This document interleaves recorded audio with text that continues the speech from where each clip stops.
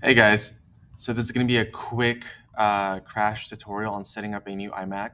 For those of you who are a bit more tech savvy, this might be a bit of a redundant video. For those of you who do not have experience with your iMacs, then yeah, this will be a little bit more helpful. So right now I'm on Google Chrome, and iMac normally comes with Safari for its internet browsers. We are gonna stick with Google Chrome because we like Chrome better.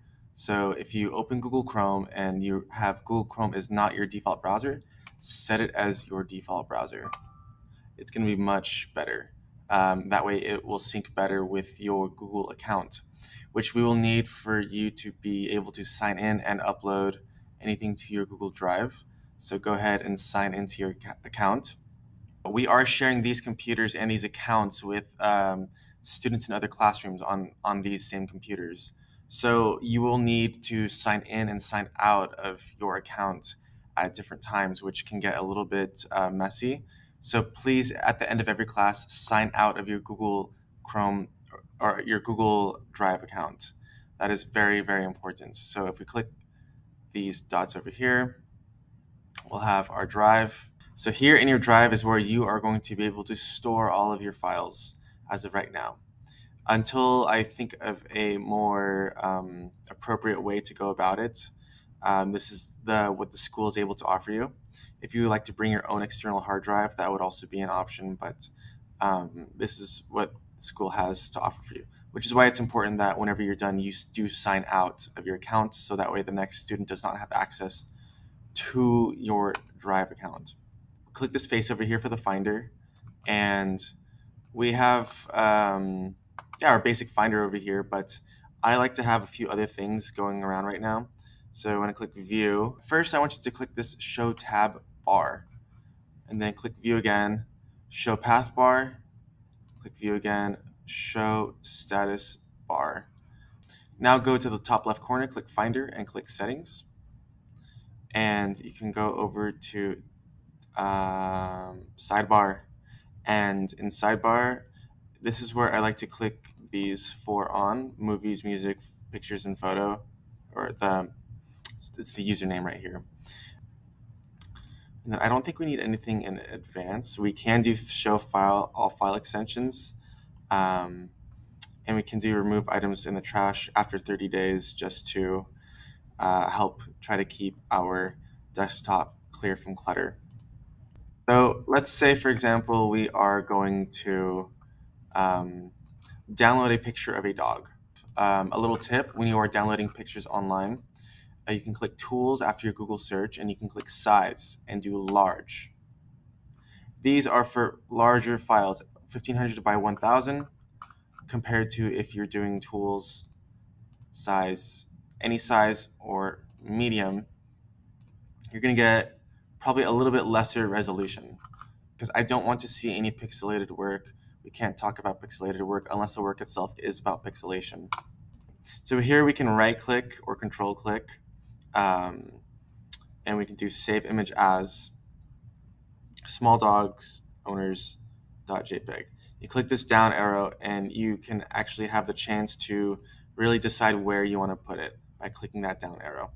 Here in this case, I want to put it to our downloads, because generally speaking, whenever you download anything from the internet, it goes straight to your downloads. You click save. It'll pop up over here, and I want to get this removed at some point. But we go back to our Finder and we click downloads. We have small dogs owner, and this is where everything is going to go for your downloads. And you can actually customize how this looks. Personally, I like to go up and choose this one over here, because when you make a new folder, for example, dog, and then inside your new folder, you can, for example, make small dogs and big dogs. For me, just the organization is a little bit more straightforward when you have folders like this. But of course, it's up to your own preference. You also have this sort of album, which means when you have more than one photo, it becomes this album view over here. You also have the list, which is where we started, and you got thumbnails as a way to organize your files. But just personally for me, I prefer this. Know that there are 4 options for you to choose from. I do not want you to have your downloads over here for anything that you do want to download. I think what would be much better is I'm going to do Command Tab, and that opens a new tab. I'll click Pictures down here since we opened that, and then Mr. Sandoval. Boom. So from the downloads, you can click and drag it over here. And here is where you're going to be organized with all of your files. Keep this downloads clean. What's going to happen is over a month or 2 months or 3 months, this is going to get so dang cluttered. You're not going to be able to find anything, and eventually the storage on this Mac is going to run out. Let's see. Okay, so here we only have 373 gigabytes of storage available from 494. Depending on if you are an artist or not, that can seem like a lot. Personally, for me, I think that's very little storage, especially once we do start shooting a lot of photographs. So I need you all to be very organized. If there's one thing that I want you to take away from this screencast, it's that you need to be organized because we're going to be dealing with a lot of files. And then one more additional comment that I wanted to make about having our photos stored over here. Some of you might be familiar with Apple Photo, like the actual application here. Photos. This one, I don't touch it. I don't like it. I don't like to use it. Don't allow whenever you get those notifications. I do not like to have that photo app. For me, what works best is just having my pictures open here on this tab and being able to go in and check everything out exactly like that. What happens, what's the issue with the photo library is it gets a little bit complicated how to extract those files and take them somewhere else, because Apple sort of likes to keep it for itself and force you to use their products more. And there may be another student. For example, we have Mrs. Barber file over here, and then Mrs. Barber can have all of her students' work organized down these columns as well. Because we are sharing this login account with another class, we have to work like this. We need to divide our students separately on the drive.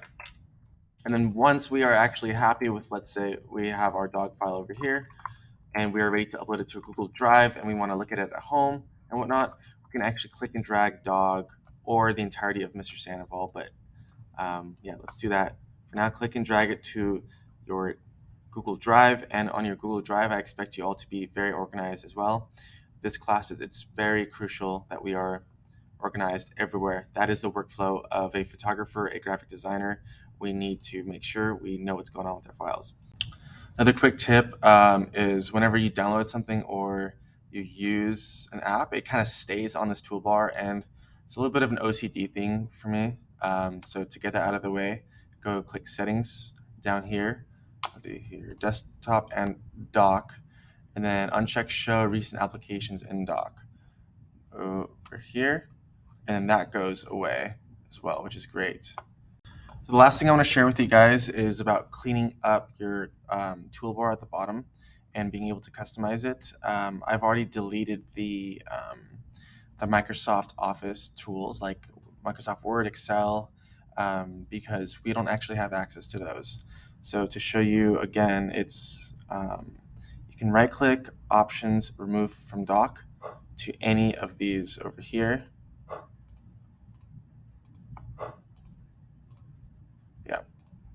Yeah. You can reorganize what you like. Apple TV, I'm going to remove that.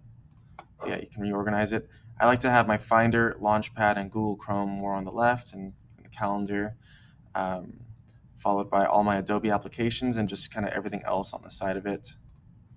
So that's how you can kind of clean up your toolbar if you want. Click here, the Launchpad.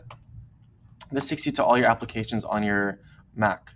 And there is a whole Adobe section over here And what you can do is for the apps that you like or that you use often, you can actually click, drag this to your toolbar, and now you have linked your toolbar with Photoshop. So you can just open Photoshop and voila, that is how you set up your toolbar.